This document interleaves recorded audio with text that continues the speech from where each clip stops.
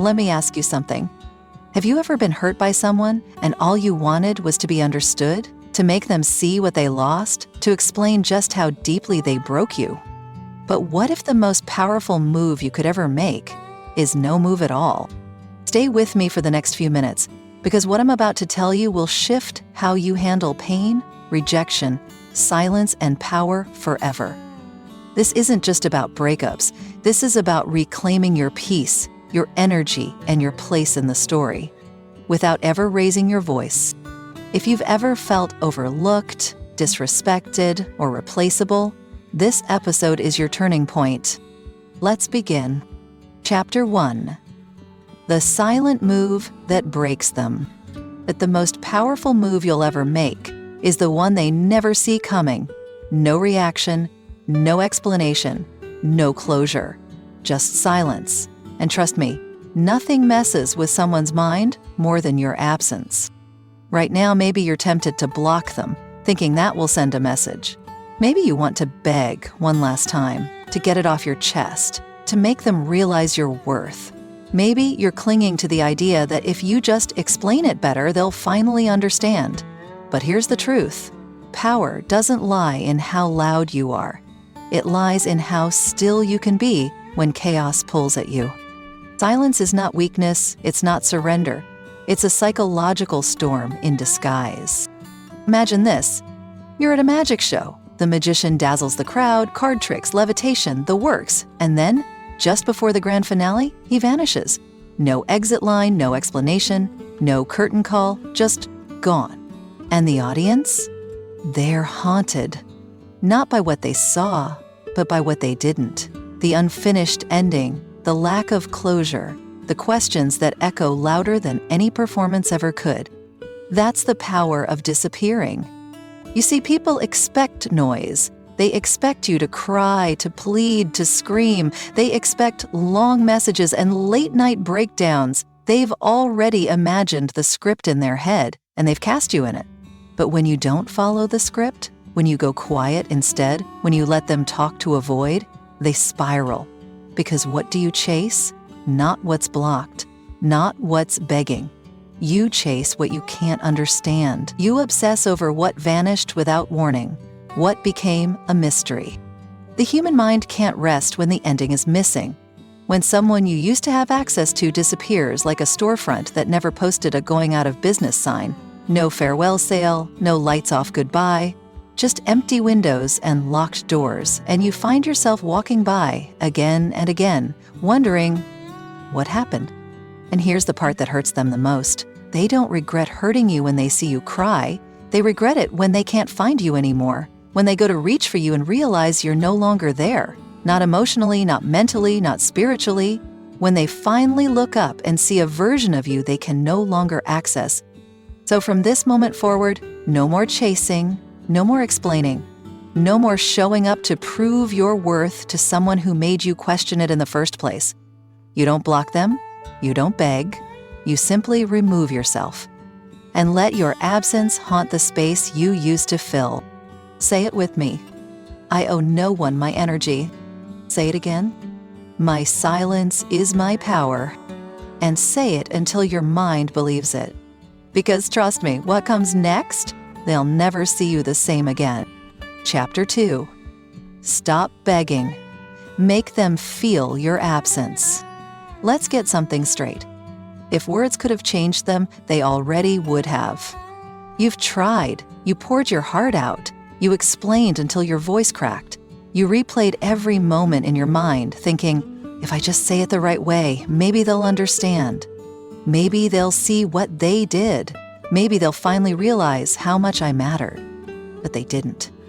Not because you weren't worth understanding, but because they were never truly listening. That's why today you stop begging. Not because you've given up, but because you've woken up. And the first sign of waking up is realizing that your presence was a privilege, not a guarantee. Imagine this, a radio station that plays in the background all day long. You barely notice it, it's just there. Familiar, constant. Then one day, static, silence, you go to adjust the dial, nothing, and suddenly, you notice the absence like a hole in the room. You miss what you took for granted. That's exactly what happens when you disappear without a sound. You're no longer a playlist they can tune into at their convenience. You're silence. And silence when someone's used to your presence is deafening. Right now, you might still be doing the little things, answering their half-hearted messages, liking their posts, keeping a tiny door open in case they want to return. But let me tell you something with complete clarity. People don't miss what they believe they still have access to. They won't feel the emptiness you once filled if you keep leaving breadcrumbs behind. Hear that if you don't respond, they'll forget you. That if you don't show them you still care, they'll move on. But I ask you, if they can forget you just because you stopped chasing them, did they ever truly value you in the first place? Real connection doesn't need proof. Real love doesn't need constant reminders. The ones who are meant to be in your life don't need you to beg for their attention. And the ones who disappear the moment you stop proving yourself, they weren't staying for the right reasons anyway. Let's be honest, some people only came around when your energy gave them something to feed off of: validation, admiration, comfort. Not love, not depth, just access. And when you remove that access, when you become unavailable, not by blocking them, but by becoming unreachable emotionally and mentally, that's when the shift begins. That's when the silence speaks louder than anything you could ever say. So from now on, you stop answering, stop explaining, stop giving them the comfort of knowing they can have you back with minimal effort. Because people only regret what they can no longer reach. They only chase what starts walking away for real, not for show, not to get a reaction, but for peace, for closure, for dignity. Let them feel it. Let them wonder. Let them sit in the space where you used to be. Let the quiet echo so loud they can't ignore it. And while they're checking their phones, scrolling through your old messages, looking for clues, you're out there living, growing, becoming. Not to make them jealous, but because you've finally remembered what you deserve. Say it with me. I refuse to be an option. Not today, not ever again. Chapter 3. Don't block them. Let them watch you rise. So you're thinking of blocking them, erasing every trace, hitting that satisfying button that says you're out of my life. And I get it, that impulse is strong. You want to slam the door so hard it echoes. You want to hurt them like they hurt you. You want to prove you're done. But let me offer you a better way. It's a more powerful way. In a more stoic way. Don't block them. Let them watch. Because blocking gives them closure. It tells them you're angry, you're hurt, you're reacting. It allows them to tell themselves a story. Oh, they blocked me? Yeah, they still care. But when you don't react, when you just disappear from their inner world while continuing to thrive in the outer one, that's when you become unforgettable. Let me paint you a picture. Imagine a house you used to walk past every day. Maybe you knew the people inside. Maybe you were welcome once. But now, the windows are tinted, the lights are on. You see silhouettes, life happening, laughter echoing faintly behind closed doors, but the door never opens for you again. You pass by again and again, but you're no longer invited in. That stings. That's what happens when you don't block them, but you stop responding. You let them see your growth, your peace, your glow, but they can no longer reach you. That helplessness they feel, that's regret. That's consequence. That's reality setting in. Because here's the truth most people never admit. People aren't afraid of being blocked. They are afraid of being forgotten. They expect to be blocked. It makes them feel important. But when you vanish without slamming the door, when there's no explosion, no fight, no final post, just silence, that unsettles them. Because silence is not passive. Silence is active power. They'll start checking, scrolling, watching. Who are they with now? Why aren't they watching my stories? Do they even care anymore? And the worst one of all, did it ever matter to them at all? And the answer to that question? You don't give it. You let it sit in their mind like a slow-burning ember, reminding them every day of the door they walked out of and will never be invited back through. You don't block them because they no longer have access to you, not digitally, not emotionally, not spiritually. They can see the light, but they can't feel the warmth. And here's where most people slip. They post just to be seen. They try to glow up on purpose. But real power? Real power is when you move so far forward, so deep into your own becoming, that you forget to prove anything at all. Because when your peace becomes your priority, you stop performing for people who never truly saw you. So don't block them. Let them witness it. Let them refresh your profile. Let them check your status in silence. Let them sit outside the house they can never re-enter. Say it with me. I don't chase, I don't block, I become unreachable. Chapter 4. Reverse the power dynamic. Let's be honest. Right now, they think they've got you figured out. They think they know exactly what you'll do, how you'll respond, how you'll beg, how you'll crumble. They think they can breadcrumb you back in whenever they feel bored or lonely. And you've played into it, maybe without even knowing. Because you thought consistency meant loyalty. You thought patience meant love. But sometimes what they see as loyalty is just predictability. And predictable people get taken for granted. Let that hit you. You see, the reason they don't value you isn't because you're not valuable. It's because they feel in control. They believe no matter what they do, you'll still be there. Still answering, still caring, still waiting. So how do you change that? Simple. You flip the script. You stop reacting. You break the pattern. You take the control back by doing the one thing they never saw coming: silence, detachment, unpredictability. Because people don't fear losing something they understand. They fear losing what they can't read anymore. Think about this. Have you ever pulled a slot machine and won every single time? At first, it's thrilling, but quickly, it gets boring. No risk, no mystery, no excitement. But the moment that machine stops responding, the moment you pull the lever and nothing happens, suddenly you care, you chase, you get frustrated. Because the power has shifted. That's how humans work. When you're always available, you're background noise. When you disappear with no pattern, no response, no explanation, you become the question they can't stop thinking about. You become the what if, the did I go too far, the why are they not chasing anymore. And here's what happens next. They test you. They send that hey. They drop that innocent story view. They like an old photo. They pretend it's nothing, but it's bait. They want to know, do I still have power over you? Now, here's the trap. You respond, even once, and boom, you reset the game.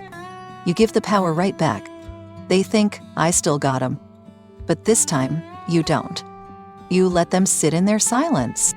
You don't flinch, you don't perform, you don't explain.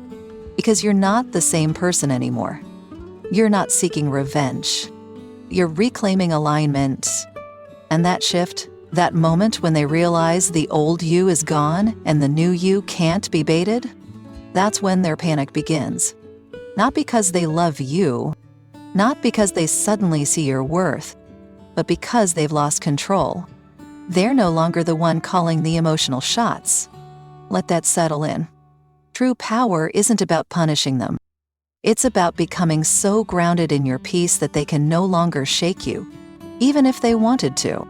So from now on, when they test the waters, let the waters stay still. When they try to provoke you, be unmoved. Because the moment they realize they no longer have access to your emotions is the moment you've reversed the dynamic forever. Say it with me. I am no longer under their control. Chapter 5. Make them feel replaceable. Here's the brutal truth. They thought you'd never move on. They assumed you'd be stuck in the same place they left you, waiting, hoping, replaying everything that went wrong. They convinced themselves they were irreplaceable, that they held a unique position in your life, that no one else could possibly take their place. But let me ask you something. If someone truly believed you were theirs, why did they treat you like an option? Why did they take your presence for granted? The answer's simple.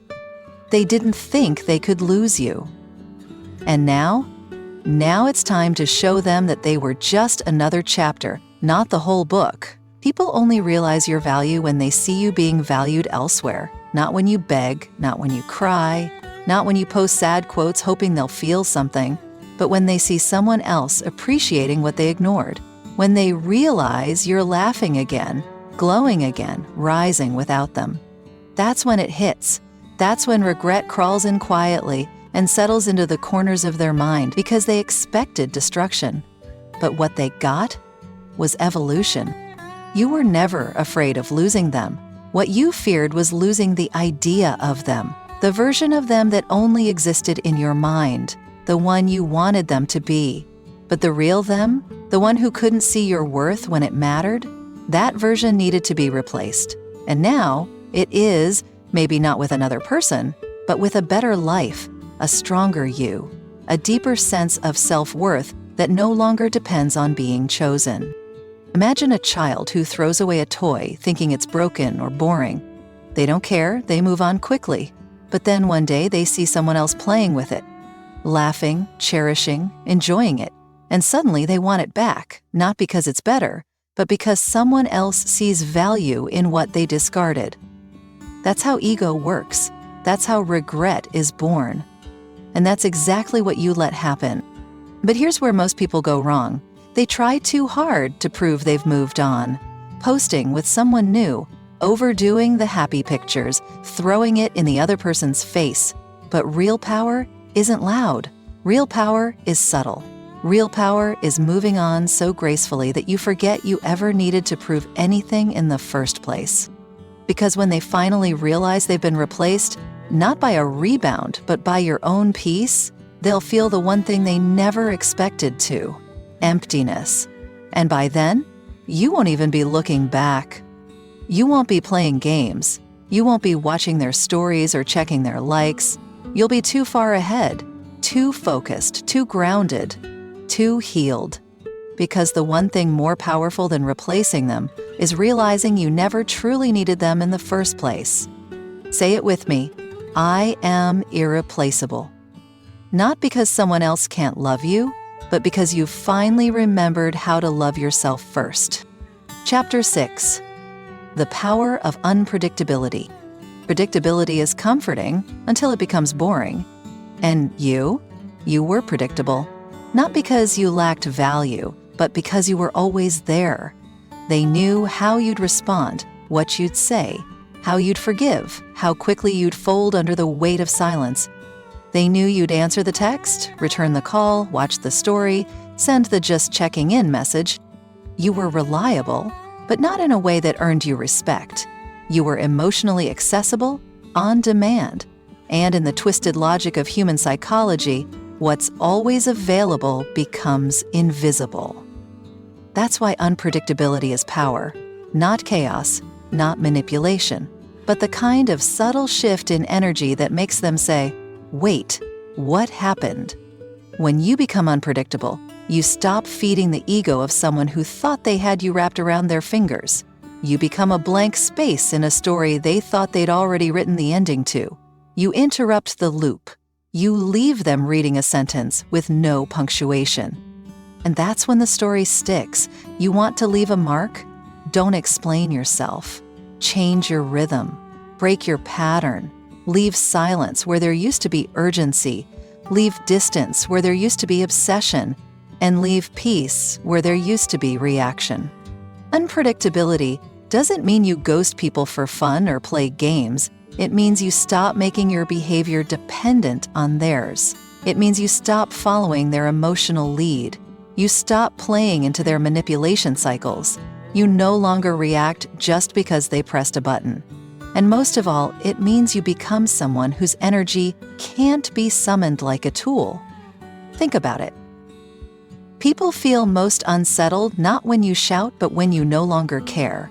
Not when you block them, but when they realize they have no idea what version of you they're going to get. Are you still hurt? Have you moved on? Do you miss them? Are you angry? Or are you simply done? That unknown will eat at them, because the mind can't rest when it doesn't understand. The human ego can't accept the idea that it lost control. And when you become unpredictable, you take back all the power you gave away while trying to be understood. You're not cruel. You're not manipulative. You're simply no longer readable. And unreadable is unforgettable. You're no longer someone they can anticipate. You're no longer a page in their book. They don't even know what chapter you're on anymore. And that mystery, that silence, that's what haunts them most. So let them wonder, let them question, let them sit in the silence of not knowing where they stand with you. And while they try to decode your absence, you go build your peace. You invest in your healing.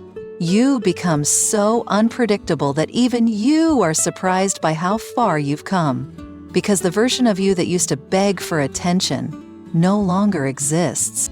Say it with me. I am no longer predictable. I am no longer programmable. I am evolving. Chapter 7. No closure, no explanation. Let time punish them. They want a reaction. They want closure. They want a final scene, a final fight, a dramatic goodbye, something they can frame in their minds to soften the reality of what they've done. But the most brutal, most unforgettable ending is the one that never arrives. The silence that stretches, the question that stays unanswered, the door that never reopens. You don't owe them a speech. You don't owe them clarity. You owe yourself peace. See, people who hurt you rarely want to be accountable. What they want is to feel better about hurting you. Closure is not about truth, it's about comfort. And if someone wanted to understand your pain, they would have listened when it mattered. They wouldn't need a final conversation now that you've walked away. They wouldn't ask for an explanation when they ignored your voice for so long. So don't give them that comfort. Don't write the epilogue to their story. Leave the page blank. Time is the punishment. Silence is the sentence. And every day that passes without your energy, without your reaction, without your validation, is a day they start to feel the weight of what they lost. Not just who you were, but how safe they felt knowing you were there. That safety is gone. That warmth is cold. That lifeline is cut. You'll be tempted, I know, to reach out, to clarify, to say one last thing. You'll want to remind them that you mattered. But trust me, your silence already said it louder than words ever could. The moment they realize you're gone, and they don't even know why, is the moment they start to drown in their own unanswered questions. They will replay every moment, searching for signs. They'll stalk your photos, reread your messages, wonder who you're with, what you're thinking, why you're so silent. Or let them. Let the weight of their choices do what your words never could. Let the stillness echo. Let the unanswered texts haunt them. Let your absence become the loudest "I'm done" they've ever heard. Because when you stop chasing, when you stop explaining, when you stop being their emotional safety net, you become the consequence. You become the silence they weren't prepared for. And in time, they'll realize you weren't just another person. You were the one who got away quietly and stayed gone. So don't give them closure. Don't give them the luxury of resolution. Let them sit with the mess they made. Let them face the mirror without you there to soften the reflection. Say it with me. I left with grace, not permission. And I don't owe anyone my final words. If you're still here, listening to this, I want to thank you, not just for staying through the words, but for staying with yourself, for not giving up on your healing, for making the bold, quiet choice to walk away from what no longer serves you, without burning your soul to the ground in the process. Silence is hard. Detachment is painful, but you chose the higher road. You chose to rise without revenge, to move forward without needing applause, to honor yourself without needing permission. That takes strength. That takes dignity. That takes a different kind of power. So wherever you are in your journey, I see you. And I'm proud of you. You are not weak for letting go. You are strong because you didn't collapse when you were ignored. You are wise because you stopped explaining to those who refused to understand. And most of all, you are free because you no longer need to be chosen to know your worth. If this message helped you, even just a little, share it with someone else who needs silence more than closure. And if you're ready to walk this path a little further, subscribe, follow, reflect, and return when the noise gets loud again. This space will be here for you. Let go, be still, rise quietly, and let time do the talking.